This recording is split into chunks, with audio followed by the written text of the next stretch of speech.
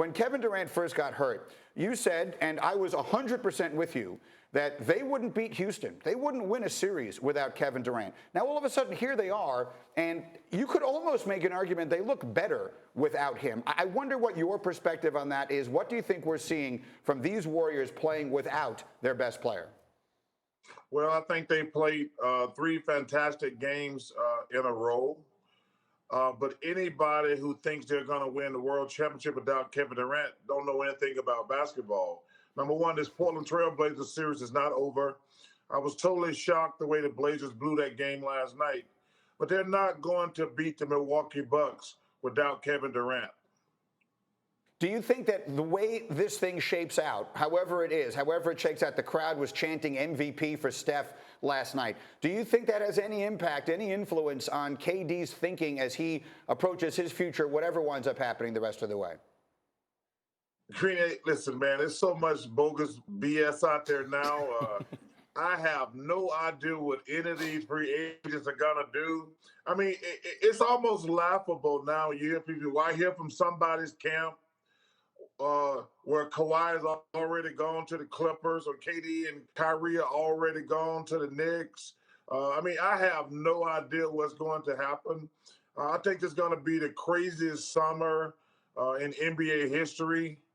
I can't wait to see how it plays out. But listen, the Warriors, Steph and Clay have been fantastic. But listen, the Warriors are not going to win the championship without KD. I hear some of these guys getting on TV spouting off, talking about there's better ball movement, all this other stuff. Hey, they played three really good games in a row. Well, let's don't write the Trailblazers off first and foremost. But let me tell you something. I've already told you, the Milwaukee Bucks are going to win the world championship, and I'm sticking by that.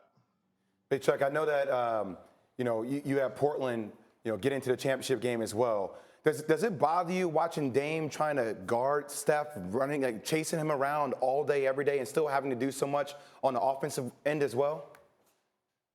Well, Dame, Jason, one of the reasons I picked the Blazers is I think they got the best bench in the NBA.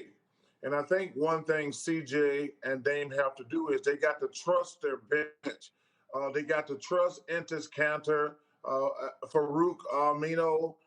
They got to trust those guys because you are going to get worn down. And, when you're a star, you have to pick and choose.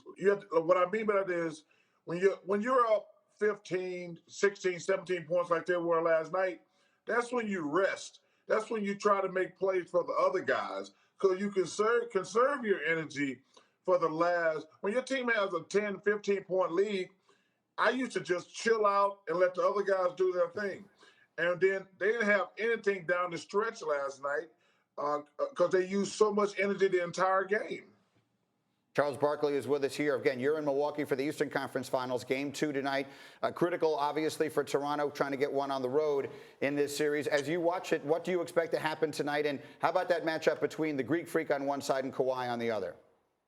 Well, those two guys have played better than anybody in the playoffs so far.